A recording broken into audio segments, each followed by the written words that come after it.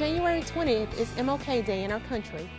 On that day, there are celebrations across our state so that we never forget the message of Dr. King. Recently, our Cox 4 crew captured an event in the Capitol to celebrate the landmark legislation known as the Voters' Rights Act. Let's take a look.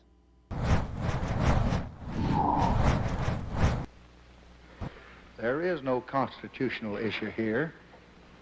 The command of the Constitution is plain. There is no moral issue. It is wrong, deadly wrong, to deny any of your fellow Americans the right to vote in this country.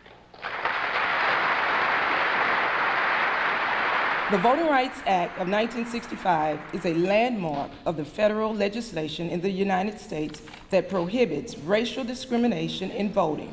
It was signed into law by President Lyndon B. Johnson during the height of the American Civil Rights Movement on August 6, 1965, and Congress later amended the act 5 times to expand its protections.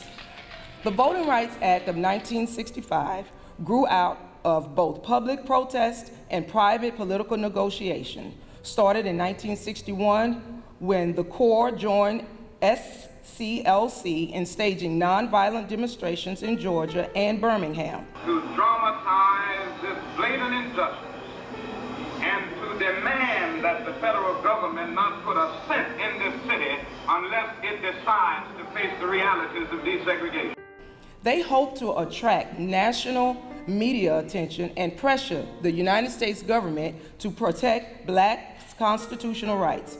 Newspaper photos and TV broadcasts of Birmingham's racist police commissioner Eugene Bull Connor and his men violently attacking the protester with water hoses, police dogs, and nightsticks. This awakened the consciousness of whites. Selma, Alabama was the site of the next campaign. In the first 3 months of 1965, local residents and visiting volunteers held a series of marches demanding an equal right to vote. As in Birmingham, they met with violence and imprisonment. In the worst attack yet, on Sunday, March 7th, a group of Alabama state troopers, local sheriff's officers, and unofficial posse men used tear gas and clubs against 600 peaceful marchers. By now, the nation was watching. President Lyndon B. Johnson made civil rights one of his administration's top priorities, using his formidable political skills to pass the 24th Amendment, which outlawed poll taxes in 1964. Now, a week after Bloody Sunday in Selma, Johnson gave a televised speech before Congress in which he denounced the assault.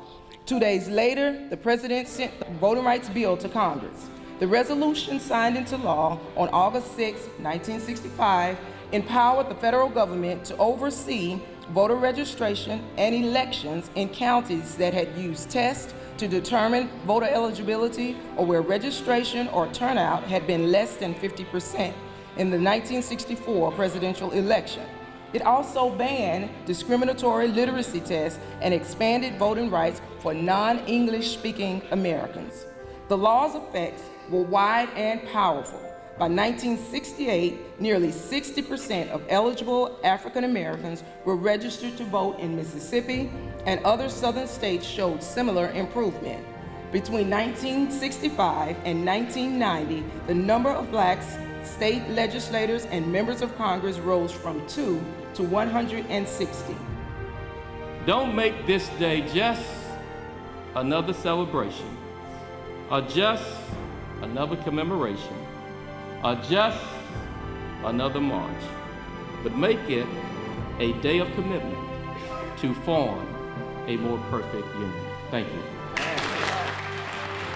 May we all bring greater respect to one another today in memory of Dr. King, of course, and hopefully especially for these boys and girls, that long after we're gone, this city will be a place of greater respect for one and all. This is my call to action, please God.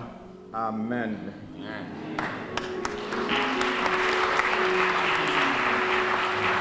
All of us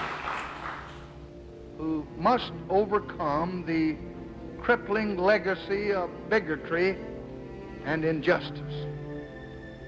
And we shall overcome.